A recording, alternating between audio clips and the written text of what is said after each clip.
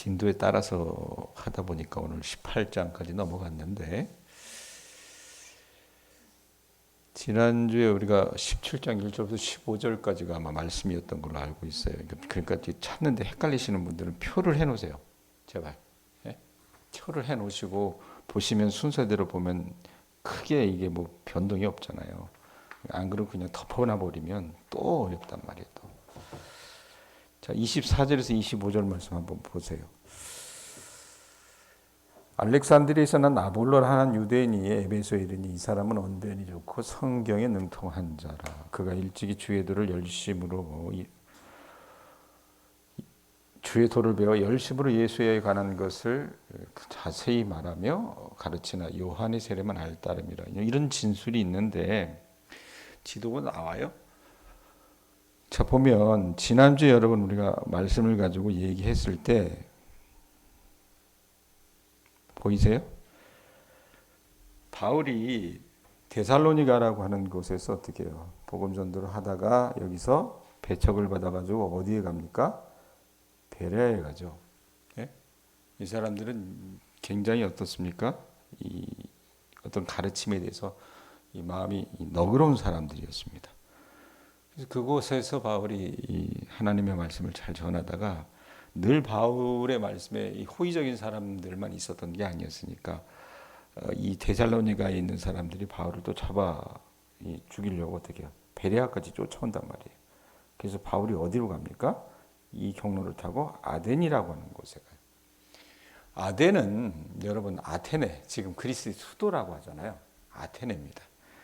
여기서 이제 이방인들을 향해서 전도를 하다가 바울이 우리가 이제 중간에 다 뛰어넘었는데 이 아덴에서 전도를 하다가 어디로 가냐면 이 아가야라고 하는 이 큰 주도 섬의 수도인 고린도라고 하는 도시에 갑니다. 고린도라고 하는 도시에 가서 누구를 만나게 되냐면 브리스길라와 아굴라라고 하는 이 부부를 만나요. 그냥 대충 들어봤죠? 이 브리스길라와 아굴라라고 하는 사람들이 누구냐면 바울이 평생의 동역자가 됩니다. 직업이 같았어요. 어떤 직업입니까? 장막을 짓는 일이라고 그러잖아요. 그때 당시는 여러분 이제 가죽 이런 것들이 이제 뭐 짐승을 잡아서 제사를 드리고 뭐 이러니까 가죽이 나올 거 아니에요. 그런 것 가운데 이제 짜투리 가죽들을 이렇게 모아가지고 천막을 만드는 그런 일들의 직종이 있었습니다. 그러니까 유대인들이 이 자녀들을 키울 때 보면은 아 얘가 굶어 죽진 않아야 되겠으니까 기술을 가르쳐 준다고 해서 부모들이 하나의 어떤 기술을 가르쳐 줬어요. 바울의 아버지도 아마 그랬었던 것 같아요. 바울이 5사람이었잖아요. 그곳에서 이 장막 짓는 일을 자기 어떤 그 세컨잡 형식으로 해가지고 배웠다고 말입니다. 그런데 이 그 장막 짓는 일을 같이 했던 사람이 누구였습니까? 이 고린도에서 누구라 그랬어요? 브리스길라와 아굴라라고 하는 사람입니다.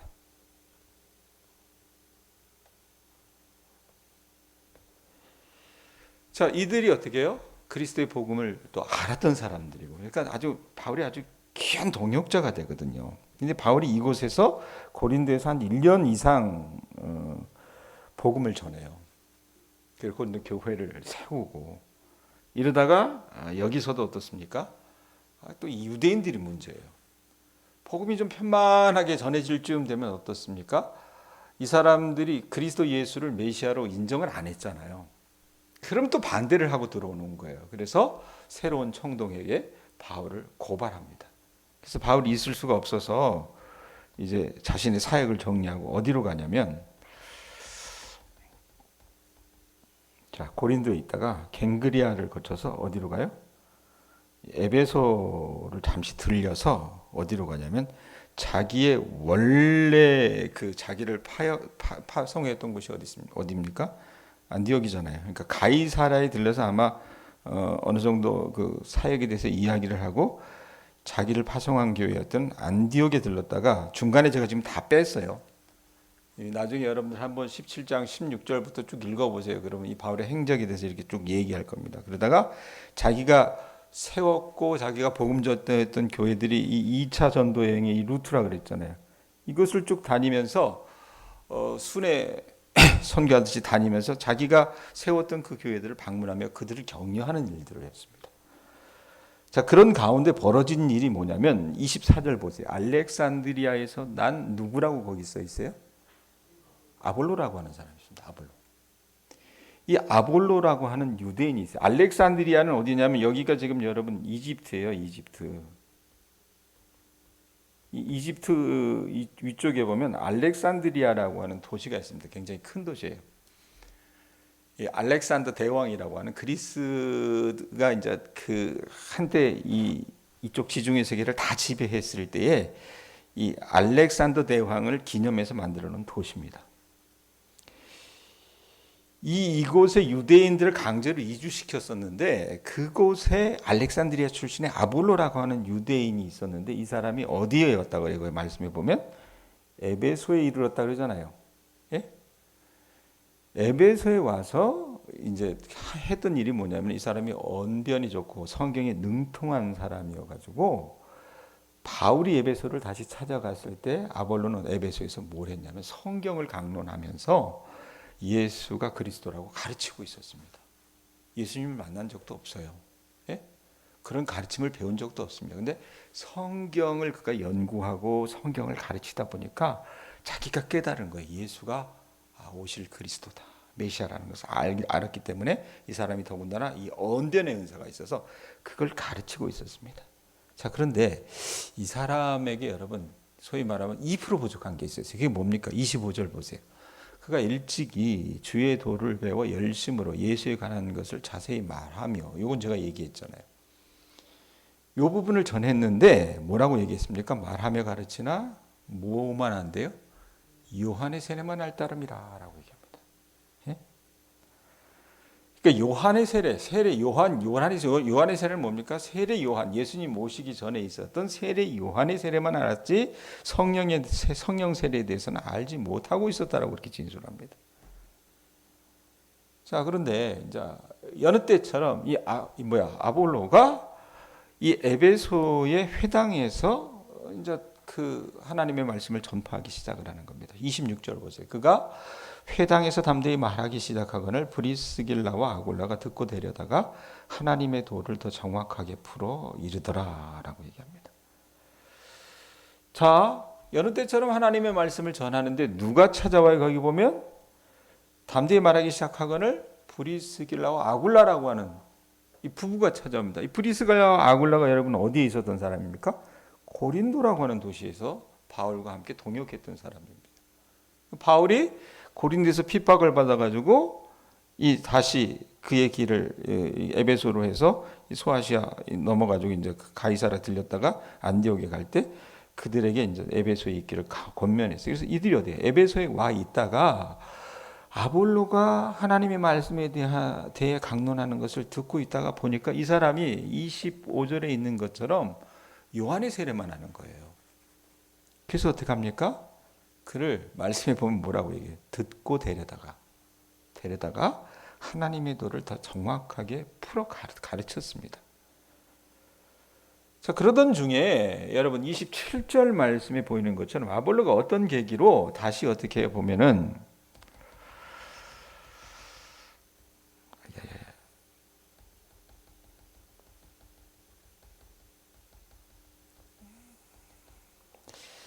아볼로가 여러분 에베소에 있었는데 27절 말씀 보면은 어떤 계기로 아가야로 건너가고자 했던 표현이 있습니다. 27절 한번 보세요.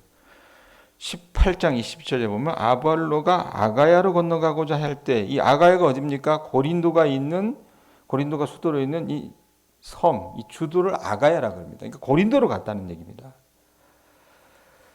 이 고린도로 건너가고자 했을 때 에베소의 형제들이 여러분 어떻게 해요? 그를 격려하면서 고린도의 제자들에게 편지를 써서 아볼로를 잘 영접해 달라고 합니다. 이미 고린도는 여러분 바울이 교회를 설립한 지 1년이 지났잖아요. 그래서 아볼로가 여러분 고린도에 가서 말씀에 있는 것처럼 27절에 보면 뭐라고 해요? 은혜로 말미암아 믿은 자들에게 많은 유익을 줬습니다. 왜? 원변이 뛰어나잖아요. 성경에 대해서 잘 알잖아요. 그리고 이거 여러분 어떻게 해요? 성령 세례에 대해서 알게 됩니다. 브리스길라와 아굴라를 통해서. 그래서 금상첨화가 된 거예요. 많은 도움을 줬습니다. 자, 그런데 이 아볼로가 도대체 누굴까? 여러분들은 이게 아삼삼할 수 있어요. 한번 보세요. 화면에 보면. 고린도전서 1장 12절에 보면 이제 바울이 고린도 교회에 쓴 편지입니다. 보세요. 이 고린도 교회가 말 많고 탈 많은 교회예요, 사실은. 없는 게 없는 교회입니다. 물산도 풍부했고 뭐 잘난 사람들 많았고요. 뭐 은사도 많았고 이랬는데 그때 이 사람들이 어떻게 폐가 갈려 있었어요. 그럴 때 바울이 했던 말이에요. 한번 보세요. 1장 12절에 뭐라고 얘기합니까? 내가 이것을 말하거니와 너희가 각각 이르되 나는 뭐라고 얘기해요? 바울에게. 그 다음에 나는 누가 나와요? 아볼로에게 하는 말이 나오죠. 예? 여기 아볼로가 나오는 거예요. 그 다음에 나는 게바에게. 게바는 누구예요? 베드로를 얘기합니다. 나는 그리스도에게 속한 자라 한다는 것이 이게 뭔 말이냐면 아까 제가 그랬잖아요. 고린도 교회가 말 많고 탈 많은 교회 서로 패가 갈려서 싸웠어요. 난 누구 파야? 예? 그래서 나는 바울 파야. 나는 아볼로 파야. 이 선생님들은 다 좋은 분들입니다. 근데 꼭 어떻게 해요? 덜 익은 종자들이 어떻게 손 들고 난리를 치잖아요. 그러면서 이 선생님들을 가져다 놓고 어떻게 폐가 갈려 싸웠어요. 이랬을 때 나온 사람이 누굽니까? 아볼로라고 하는 사람입니다. 자, 이게 여러분 고린도전서 3장에 가면 뭐라고 얘기합니까? 같은 말이 나와요. 보세요. 3장 4절에 뭐라고 얘기합니까? 어떤 일은 말하되 나는 누구에게? 바울에게라고 하고 다른 이는 나는 아볼로에게라 하니 너희가 육의 사람이 아니려. 그런 짓 하지 말라는 얘기입니다. 성령의 사람은 그런 짓 안 해요. 그러면서 뭐라고 얘기합니까? 그런즉 아볼로는 무엇이며 바울은 무엇이냐? 그들은 주께서 각각 주신 대로 너희로 하여금 믿게 한 사역자들일 뿐이다. 그러면서 나는 심었고 아볼로는 물 주었으되 오직 하나님께서 자라게 하셨나니라고 얘기했을 때, 그러니까 하나님께서 바울 시대에 귀하게 쓰임 받게 하신 사역자라고 여러분들이 생각을 하시면 될 것 같습니다. 예? 언변도 좋았고 성경에 능통했기 때문에 브리스길라와 아굴라를 통해서 어떻게 해요? 성령 세례에 대해서 알고 성령을 체험하면서 이가 초대교회 이 복음 전도에 아주 귀한 역할을 합니다. 근데 고린도 교회는 그걸 가져다가 아주 이상하게 응용을 한 거죠. 자, 그래서 이 사람들, 이 아볼로가 이 믿은 자들에게 많은 유익을 준 특장점은 뭐였냐면 무엇보다도 이 사람이 성경을 잘 가르쳤고 예수가 그리스도라고 증언하면서 이 공중 앞에서 힘있게 이 유대인들의 말을 이긴 겁니다. 왜? 유대인들은 예수가 그리스도가 아니라고 생각을 했잖아요. 예? 자기들이 믿는 메시아는 그렇게 처참하게 죽을 거라고 생각을 안 했다고 말이에요. 예? 근데 그걸 어떻게 해요? 성경을 잘 알았던 사람이니까 이 성경 말씀을 가지고 이제 이겨낸 거예요. 자, 여러분 이제 아볼로에 대해서 한번 생각을 해보세요. 아볼로는 여러분 일찍이 하나님을 알고 개종한 사람이었습니다. 또 복음에 대한 열심도 있는 성경이 정통한 성경 성생이었습니다. 자, 그런데 오늘 말씀에 있는 것처럼 25절에 있는 것처럼 요한의 세례만 알았어요. 성령의 세례에 대해서는 잘 알지 못했습니다. 여러분 요한의 세례가 뭡니까? 누가복음 3장 16절에 보면 이런 말씀이 있어요. 한번 보세요. 뭐라고 얘기합니까? 요한이 모든 사람에게 대답하여 이르되, 자기가 뭐라고 얘기해요? 세례 요한입니다. 뭐라고 얘기해요?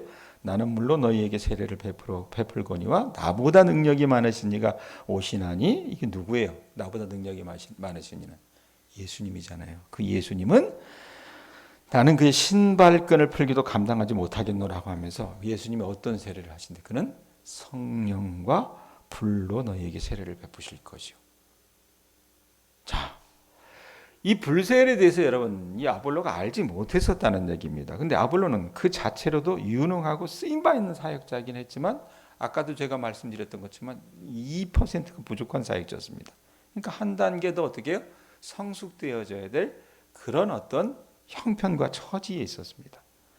장점도 많았죠. 그러나 탁월한 성경 해석으로 유대인을 압도하는 것에 여러분 그가 머물 뿐이지 능력 있는 선교 사역과 교회 개척을 담당하기에는 아직은 덜 익은 그런 존재였어요. 이때 누가 찾아갑니까? 바울과 그 동역자 일행이 에베소에 방문하게 되고 아굴라와 브리스길라가 어떻게 해요? 이 아볼로의 성경 강론을 경청하면서 그를 존중했습니다. 그러다가 이 사람이 부족한 것을 알게 된 거예요. 그러면서 어떻게 합니까? 거기 말씀해 보면 아주 그냥 이 개역 성경의 특징 늘 하는 얘기지만 재미없게 썼어요. 그리고 별로 감동 없게 26절 보세요. 뭐라고 얘기합니까? 중간에 브리스길라와 아굴라가 듣고 데려다가라는 표현이 있다고 그랬잖아요. 이 브리스아길라와 아길라가 이 아볼로의 어떤 그 약점을 발견하고 궁핍함을 발견하고, 이 아볼로가 여러분 그래도 하나님의 말씀을 잘 가르치는 사람이었잖아요. 이 사람이 자존심 상하게 하지 않도록 설교가 끝난 뒤에 그를 조용히 초대해서 성령 세례, 참 진리에 대해서 가르치기 시작을 합니다. 그 결과 아볼로는 바울의 동역자 브리스길라와 아굴라에게 복음의 심오한 것들, 곧 성령 세례와 구원론의 깊은 차원들을 아주 다 자세하게 배울 수 있게 되었습니다. 금상첨화가 된 거죠. 탁월한 성경 교사였던 아볼로는 겸손하고 열린 마음으로 자기를 부인하고 성경에 관한 한 자기보다도 낮은 식견을 가졌을지도 모른 이 브리스길라와 아굴라 부부에게 기꺼이 배울 줄 알았던 사람입니다. 여러분, 우리가 이 말씀에서 보면 이 아볼로라고 하는 사람이 어떤 인격을 볼 수 있을 것 같아요. 그 사람 겸손하고 온유한 사람이었습니다.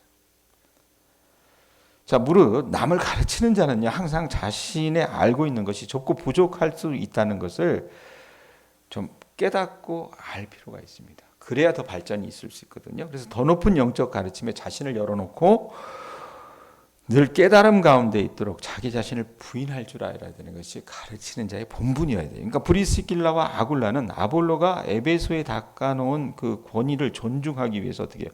공개하지 않고 은밀한 방법으로 아볼로의 약점을 신중하고 지혜롭게 감당했다 그 말입니다.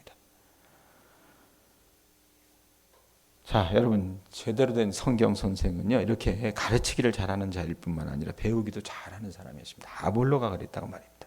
자, 그래 놓고 이 아볼로가 어디로 갑니까? 19장 1절 보세요. 19장 1절 보면 어디로 가요? 읽어보세요. 있습니다. 시작. 아볼로가 고린도에 있을 때 바울이 윗지방으로 다녀 에베소에 와서 어떤 제자들을 만나. 자, 아까 제가 지도 보여드렸잖아요. 아볼로는 여러분 고린도로 가고, 아볼로는 에베소에 있다가 고린도로 가고, 바울이 여러분 제가 그랬죠?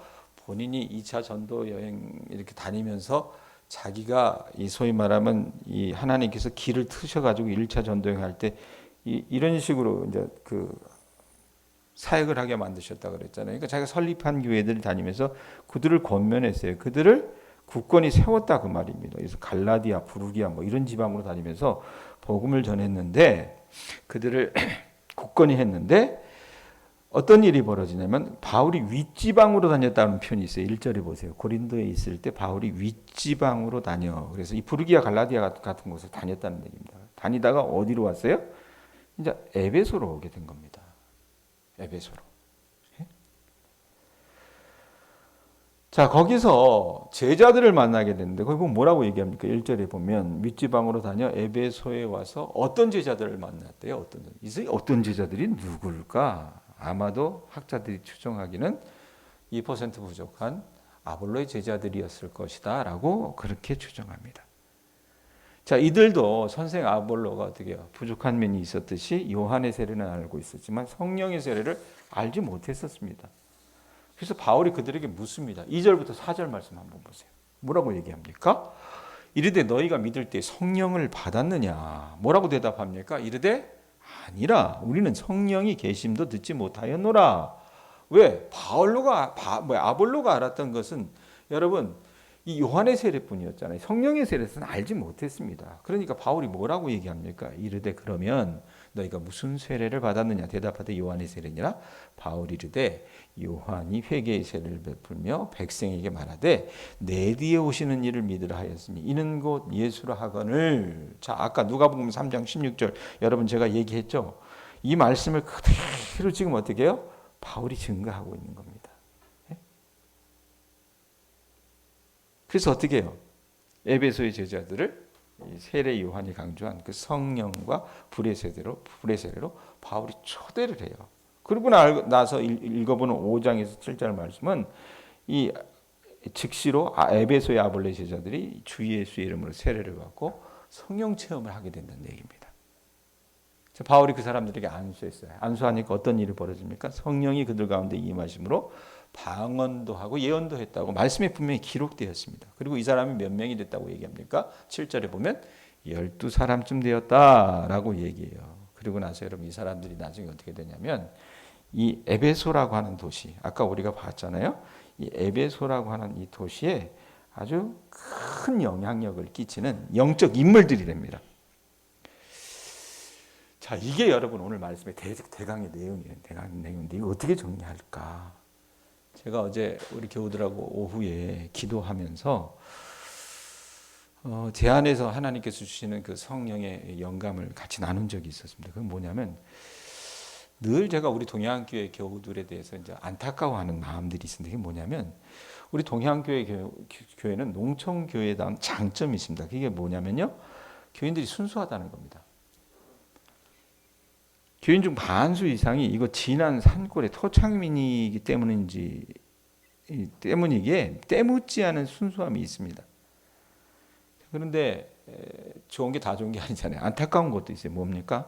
우리 교회 교우들이 제가 지난 1년간 설교 사역을 하면서 느끼는 제 애달픔이기도 한데 우리 교회 교우들은요, 먹고 사는 것 이외에 본인이 아프고 자기 자식에 관한 것 이외에 이 거룩한 것에 대한 관심이 별로 없습니다. 네? 별로 없어요. 그러니까 목사도 여러분 뭡니까? 그저 무당과 비슷한 존재 정도로 생각합니다. 자기를 거들어주는 사람 정도로 생각을 해요. 네? 근데 여러분 이게 뭐 도시교회도 뭐 별반 다르진 않거든요. 네? 사람이 여러분 아는 사람 아는 만큼 보인다고 이제껏 살아온 삶이 어떻게 해요? 이 시골 벽촌에 있으면서 먹고 살기에 바쁜 삶이었기 때문에 눈에 보이는 것 외에 무슨 신령한 것을 사모하는 그런 것은 찾아보기 힘이 들다고 말입니다. 그래서 그저 여러분 한두 사람 방언을 하면 무슨 대단한 체험을 한 것처럼 그 사람을 지켜 세울 뿐이지 성령 충만한 삶이 무엇인지 하나님과의 교제, 그 깊이와 풍성함이 어떤 것인지에 대해서 여러분 관심이 없습니다. 그래서 여러분 이 동양교회에서의 여러분 사역을 참 쉽게 하려면요, 아주 쉽게 할 수 있습니다. 뭡니까? 교우들의 현생의 복을 빌어주면 됩니다. 그리고 교인들의 필요에 맞는 말을 해주면 뭐라고 군말하지 않을 겁니다. 자, 그런데 이 모습을요, 오늘 이 아볼로가 있었던 에베소 교회 교인들의 모습과 좀 한번 좀 오버랩 해봤어요. 겹쳐봤습니다. 자, 아볼로가 세웠던 이 에베소에 있는 아볼로의 제자들은 여러분 아볼로처럼 어떻게 해요? 요한의 세례만 알았습니다. 우리는 여러분 요한의 세례 요자도 못 따라가요, 사실은 아직은. 예? 그런데 하나님께서 여러분 이곳에 왜 교회를 세우셨겠어요? 왜 부족한 사람을 통해서 여러분들에게 말씀을 전하게 하시겠습니까? 여러분들 또한 여러분 아볼로와 그 12제자처럼 요한의 요자를 넘어서서 어떻게 해요? 요한의 세례도 알고 그 다음에 성령의 세례에 대해서 알기를 주님께서 원하시기 때문에 저를 이곳에 보내신 게 아닌가라 생각을 합니다. 여러분 우리 동양교회 필요한 건 뭐냐면 우리 인간의 인격과 삶을 총체적으로 변화시키며 하나님의 다스림 안에 우리 삶을 복종시키는 성령의 세례가 지금 필요하다는 얘기입니다. 예? 여러분 제가 오늘 이 말씀을 정리하면서 우리 교인들에게 권면해드리고 싶은 건 뭐냐면 이 아볼로와요, 이 아볼로의 12제자들은 몰랐어요. 모르지만 이들에게는 여러분 어떤 마음이 있었습니까? 가르쳐 줄 때 어떻게 해요? 듣고자 하는 마음이 있었습니다. 이런 어떤 영적인 관심들, 영적인 호기심들, 그 다음에 이 영적인 겸손함이 우리 교우들 가운데 충만할 수 있기를 주님의 이름으로 축원드립니다. 그게 있어야 돼요. 저도 자식을 키우잖아요. 우리 은송이에게 해서 자꾸 미안한데 이 자식을 제가 사실은 용돈도 제대로 못 줘봤고 얘가 다니는 학교의 학비가 엄청 비싸요. 의대 일반 연세 의대보다도 비싸요. 한 학기 700만 원입니다. 1년이면 1,400이에요. 그럼 걔 그 기숙사비니 용돈이 이런 거 생각을 하면은 끔찍해요. 끔찍한데 그러다 보니까 얘가 본인이 과외해서 벌고 이러다 보니까 이제 애비로서 늘 얘에 대한 애달픔은 뭐냐면 내가 잘 해주지 못했지만 그래도 네가 물질에 대한 어떤 주권을 정확하게 인정하면서 하나님 앞에 네가 헌금을 드렸으면 좋겠는데 이 말을 못해요. 사실은 왜 내가 제대로 해주지 못하는데. 근데 어제 우리 아이가 저한테 문자를 보냈어요. 아빠 매달 5만 원씩 보낼게요. 이거 교회 헌금으로 써주세요. 이렇게 보냈어요. 아마 하나님이 제 마음의 소원을 듣고 이 아이의 마음을 열어주셨던 것 같아요. 그게 저는 열린 마음이 아닐까 싶습니다. 우리 교우들도 이 거룩한 것에 눈뜰 수 있는 주님의 자녀들 되실 수 있기를 바랍니다. 목사를요 자꾸 가져다가 여러분 영적 놀이게 삼지 마세요. 내 얘기 들어주는 사람, 내가 하고 싶은 얘기 해주는 사람, 그게 아니라 여러분들이 마땅히 들어야 될 거룩한 것에 대해서 여러분들이 마땅히 들어야 될 그것에 대해서 여러분들이 전할 수 있는 사람이 목사여야 된다는 것을 아실 수 있기를 바랍니다. 그리고 그것을 배워가면서 여러분들이 그 거룩한 것에 입맞춤하시고 이 에베소 교회에 있었던 그 역사처럼 성령의 그 깊은 체험을 하시고 그들 안에서 여러분들을 통해서 하나님께서 이 동양에 있는 모든 사람들을 바꿔나가실 수 있기를 주님의 이름으로 축원드립니다. 기도하겠습니다.